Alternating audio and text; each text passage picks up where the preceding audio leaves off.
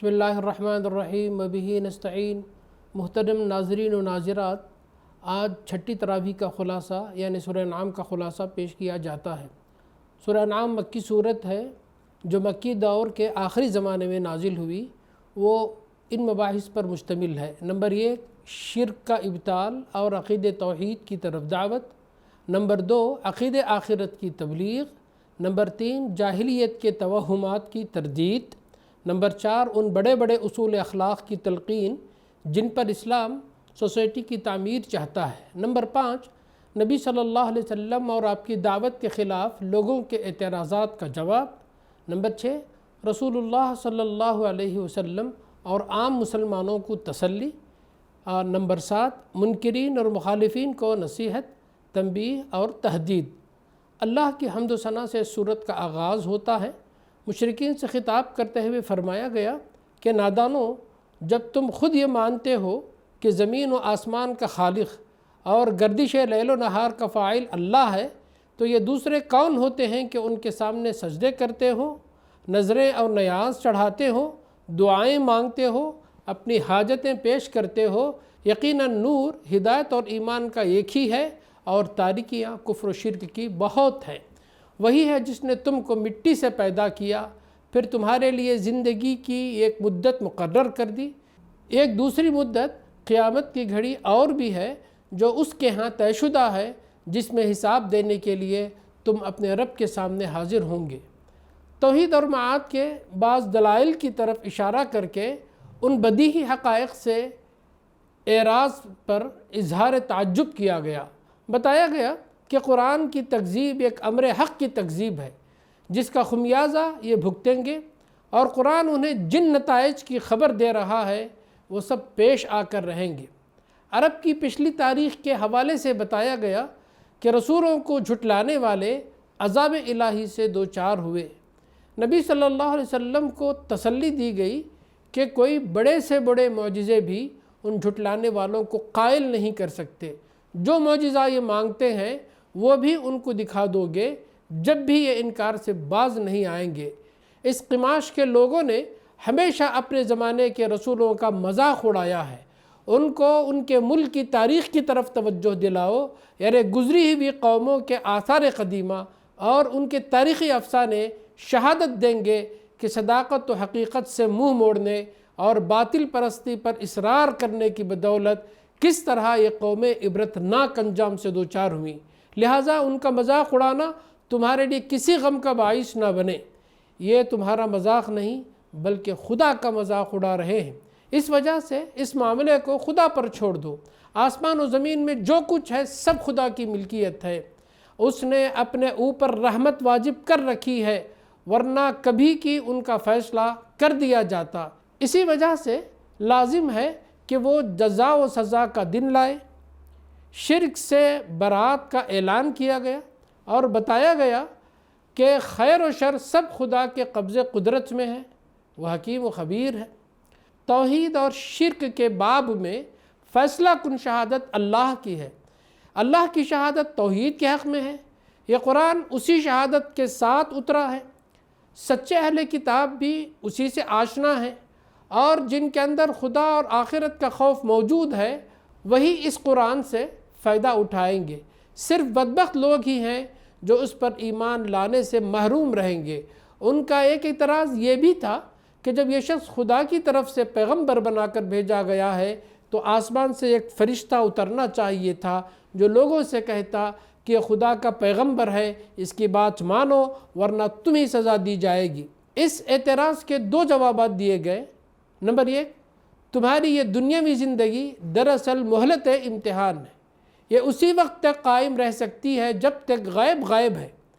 جہاں غیب شہادت میں تبدیل ہوا، یہ مہلت لازماً ختم ہو جائے گی اور نتیجہ امتحان کا وقت آ پہنچے گا اور تمہارا فیصلہ چکا دیا جائے گا۔ نمبر 2، فرشتہ یا تو اپنی اصلی غیبی صورت میں نمودار ہوتا ہے تو اس کا وقت ابھی نہیں آیا ہے۔ دوسری صورت یہ ہے کہ وہ انسانی صورت میں آتا تو پھر تمہارے لیے وہی اشتباہ پیش آتا جو محمد صلی اللہ علیہ وسلم کے مأمور من اللہ ہونے میں پیش آ رہا ہے۔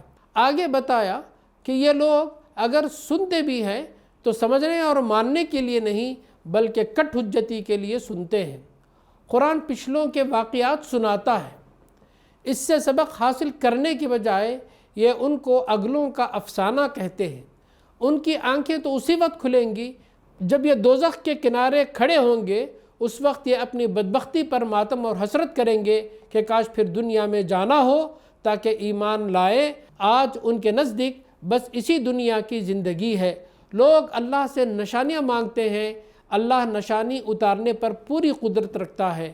واقعی اگر یہ معلوم کرنے کے لیے کہ نبی جس چیز کی طرف بلا رہا ہے وہ امر حق ہے یا نہیں، تو آنکھیں کھول کر دیکھو، تمہارے گرد و پیش میں ہر طرف نشانیاں ہی نشانیاں پھیلی ہوئی ہیں۔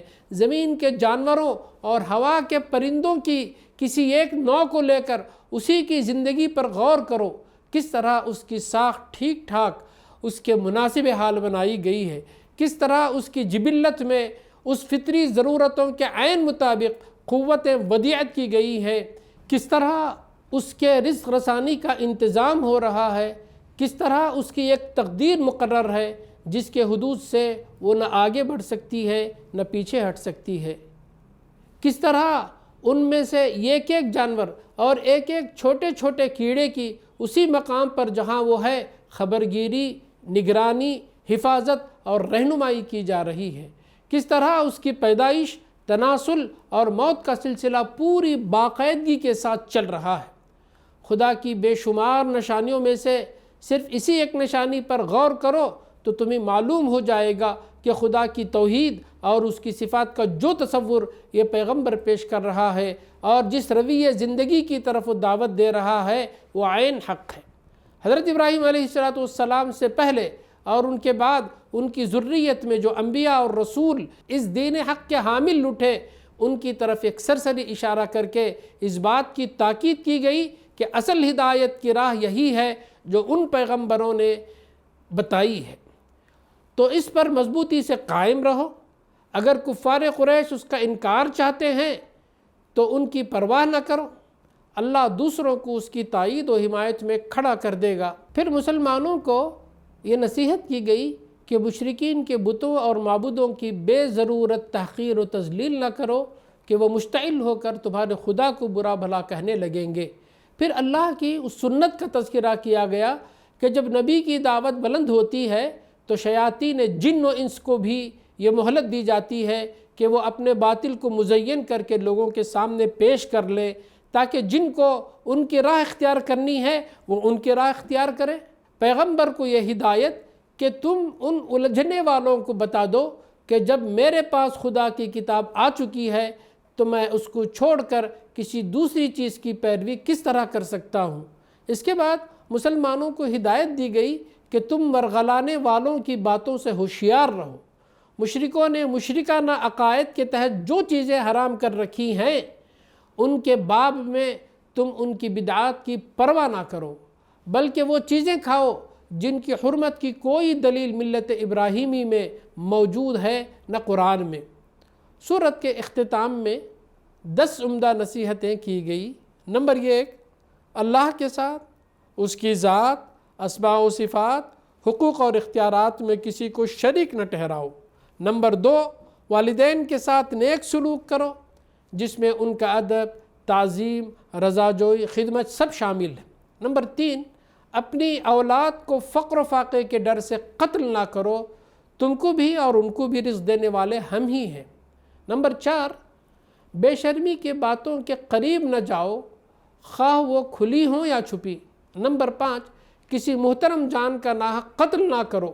نمبر 6، یتیم کے مال کے قریب بھی نہ پھٹکو۔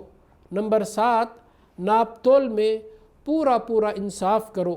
نمبر 8، جب بات کہو تو انصاف کی کہو، خواہ معاملہ اپنے رشتہ دار ہی کا کیوں نہ ہو۔ نمبر 9، اللہ کے عہد کو پورا کرو۔ نمبر 10، صراط مستقیم پر چلو اور دوسرے راستوں پر نہ چلو کہ وہ سیدھے راستے سے ہٹا کر تمہیں پراگندہ کر دیں گے۔ آخر میں بتایا گیا کہ وہی اللہ ہے جس نے تم کو زمین کا خلیفہ بنایا اور تم میں سے بعض کو بعض کے مقابلے میں زیادہ بلند درجے عطا کیے تاکہ جو کچھ تم کو دیا ہے اس میں تمہاری آزمائش کرے، بے شک تمہارا رب سزا دینے میں بھی تیز ہے اور بہت درگزر کرنے والا اور رحم فرمانے والا بھی ہے۔ وآخر دعوانا ان الحمد للہ رب العالمین۔